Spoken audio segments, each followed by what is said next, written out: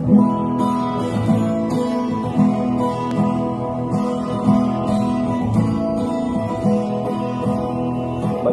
makinig, matuto.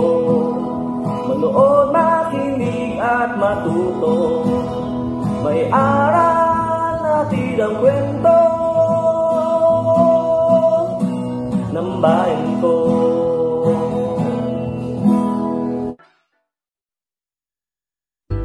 Magandang araw! Isang bagong paglalakbay na naman mula sa kaban ng mga kwento ng bayan ko ang ating pagsasaluhan ngayon. Kami nga pala si Teacher Len, Teacher Rhea, at Teacher Dennis, na maghahatid sa inyo ng mga kwentong kapupulutan ninyo ng aral.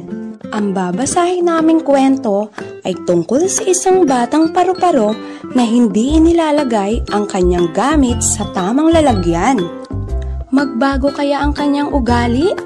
Malalaman natin yan sa ating kwento na pinamagatang Ang Pista ng Mga Paru-Paro. Isinulat ito ni Niña Quina C. Amoncio mula sa dibisyon ng Agusan del Norte at iginuhit naman ni Hill C. Dayot Jr. mula sa dibisyon ng Butuan City. Binigyang buhay naman ito sa anyong audiobook ni Marlene Martinez, Rhea Arenas at Dennis Ubalo mula sa dibisyon ng Occidental Mindoro. Handa na ba kayong maglakbay sa kaban ng mga kwento ng bayan ko? Halina't makinig! Araw ng pista sa bayan ng mga paru-paro. Ang mga banderitas ay nakasabit sa bulaklak na mabango. Puno ang mga plato ng bulaklak na puto. Ito ang paborito ng mga paru-paro. Sa bahay na gawa sa bulaklak, may batang paru-paro na nakatira.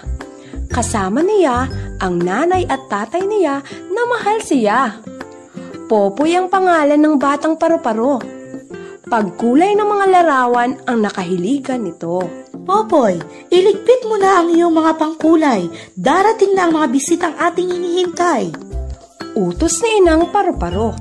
Opo, nanay. Sagot ni Popoy. Dali-dali niya itong tinipon at sa ibabaw ng kama, ito ay itinapon. Ang mga gamit ni Popoy ay magulo at nagkalat niyang iniwan. Makalipas ang ilang saglit, dumating ang mga paru-parong bisita. Pipay ang pangalan ng anak na dala. Popoy, magmano ko sa iyong tita at tito. Siya naman si Pipay, ang pinsan mo. Magkasunod na sabi ni Amang Paru-Paro. Nagmano si Popoy sa kanyang tita at tito. Ngumiti siya kay Pipay, sabay sabing, Sa inyong pagdating ay nagagalak ako. Sina Popoy at Pipay ay mabilis nagkasundo. Sila ay masayang nagkukulay habang ang mga magulang ay nagkukwentuhan. Maya-maya, si Popoy ay may napansin. Nawawala ang pangkulay na pula. Gulat na sambit niya. Naku po, tiyak na pagagalitan na naman ako ng aking ina. Dagdag niya na nag-aalala. Mag-alala, tutulungan kita. Hahanapin natin ang pangkulay na pula. Sagot ni Pipay. Hinanap nila ang pangkulay na pula sa ilalim ng mesa, maging sa ilalim ng silya. Ngunit hindi pa rin nila ito nakita. Alalahanin mong mabuti, Popoy, kung saan mo iyon nailagay. Sabi ni Pipay. Nag-isip ng mabuti si Popoy. Natatandaan ko na. Biglang sabi niya.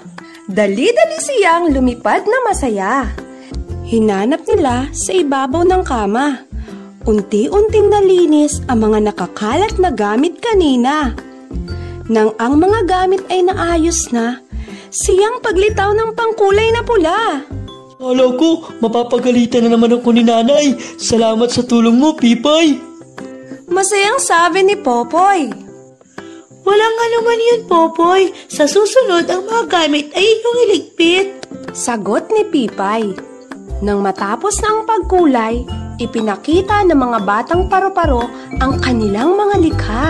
Pagkatapos noon ay kumain na sila. Inuna ang bulaklak na puto na handa sa pista. Mula noon, palagi nang inilalagay ni Popoy ang kanyang mga gamit sa tamang lalagyan. Nagustuhan niyo ba ang aming kwento, mga bata? Hanggang sa muli!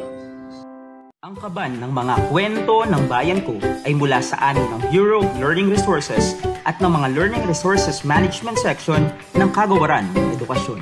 Manood, makinig, at matuto.